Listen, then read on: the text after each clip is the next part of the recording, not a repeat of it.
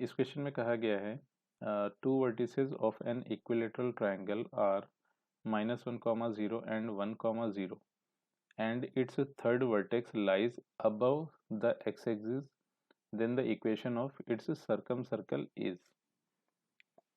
तो चलिए इस क्वेश्चन को सॉल्व करने के लिए सबसे पहले तो एक काम ये कर लेते हैं कि एक रफ स्केच ड्रॉ कर लेते हैं। तो ये तो अपने पास हो गया एक्स एक्सिस एंड ये हमें मिल गया वाई एक्सिस। दो वर्टिसेस हैं, पहला है -1, 0 एंड सेकेंड वर्टेक्स दिया गया है 1, 0 और जो तीसरा वर्टेक्स है वो अबव एक्स एक्सिस लाई कर रहा है। ठीक है।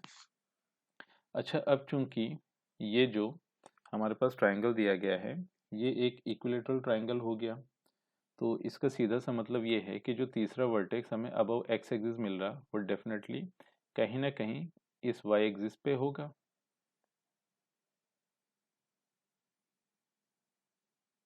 ठीक है। तो एक काम ये किया कि इस पॉइंट को -1, 0 एंड 1, 0 से ज्वाइन कर देते हैं। ठीक है। अच्छा, अब ये जो हमारे पास ट्राइंगल बना तो इसकी नेमिंग कर देते हैं। तो ट्राइंगल ओ ए बी, यही वो ट्राइंगल है जिसके बारे में इस क्वेश्चन में कहा गया है।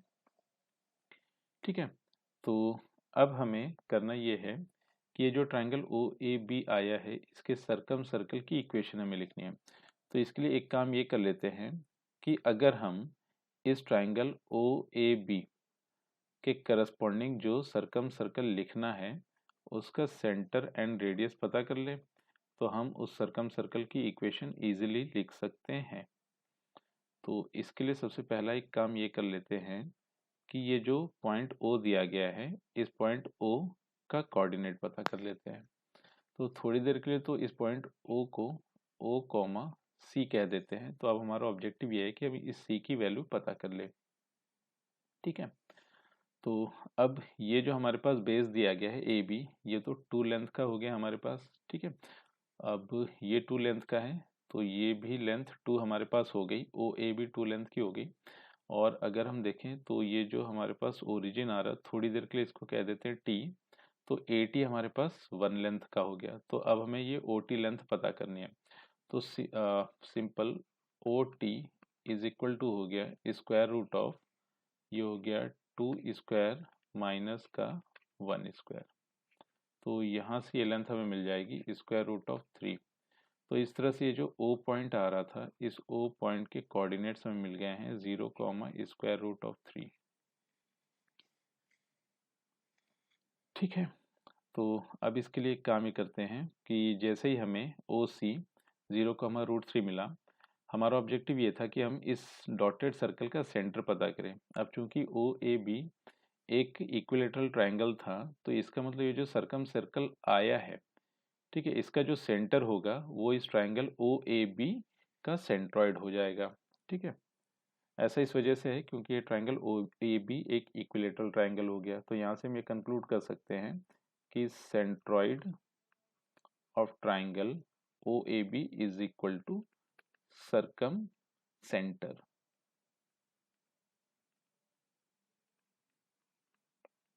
Of this circle. ठीक है। तो अब सेंट्रॉइड पता कर लेते हैं। तो अल्टीमेटली ये हो गया -1 + 1 + 0 डिवाइडेड बाई 3 कॉमा सी की वैल्यू √3 आ गई थी। अल्टीमेटली ओ का कोऑर्डिनेट ओ 0 √3 ये लिखा हुआ है हमारे पास। तो ये हो गया 0 + 0 + √3 डिवाइडेड बाई 3। तो इस तरह से हमें इस मतलब इस सर्कल का सेंटर मिल चुका है, दैट इज नथिंग बट 0, 1/√3। तो अब हमें इस सर्कल का सेंटर मिल गया है। अब हमारा ऑब्जेक्टिव ये है कि हम इस सर्कल की रेडियस पता कर ले तो इस सर्कल की इक्वेशन को आसानी से लिखा जा सकता है। तो ये हमारे पास आया इस सर्कल का सेंटर। थोड़ी देर के लिए इसको कह देते हैं यू। तो ओ यू ये जो लेंथ हमारे पास आ रही है, ठीक है, ये इस सर्कल की रेडियस हो जाएगी। ठीक है। ऐसे इस वजह से सिंपल एक प्रॉपर्टी हम यूज कर ले रहे हैं कि जो सर्कम सेंटर होता है वो अल्टीमेटली तीनों वर्टिसेस से इक्विडिस्टेंट होगा। तो अब अगर हम इस फैक्ट का इस्तेमाल कर ले तो यहाँ से हमें इस डॉटेड सर्कल की रेडियस मिल जाएगी। तो इसके लिए हम एक काम ही करते हैं कि ओ टी लेंथ हमें पता है, और साथ ही साथ अगर हम देखें तो ये जो यू टी लेंथ हमारे पास है, ठीक है, ये यू टी लेंथ भी हमें मालूम है, दैट इज नथिंग बट 1/√3। तो हम ओ यू लेंथ इजिली पता कर लेंगे। तो यहाँ से हो गया O U is equal to O T minus का यू टी। तो ये हो गया √3 माइनस का 1/√3। तो सिंप्लीफाई कर ले तो 3 minus 1/√3 that is nothing but 2/√3। तो अब इस तरह से हम देखें तो हमारे पास सर्कल जिसकी इक्वेशन पता करनी है उसका सेंटर मिल गया है, दैट इज 0, 1/√3, एंड हमें उसकी रेडियस मिल गई 2/√3। तो इस सर्कल की इक्वेशन हो जाएगी x माइनस 0 का whole square plus y minus √1/√3 का होल स्क्वायर इक्वल टू 2/√3 का होल स्क्वायर। ठीक है, तो इसे और थोड़ा सिंप्लीफाई कर ले तो ये हमें मिल गया x² प्लस y माइनस 1/√3 का होल स्क्वायर इक्वल टू 4/3। तो यही इस क्वेश्चन का आंसर हो गया।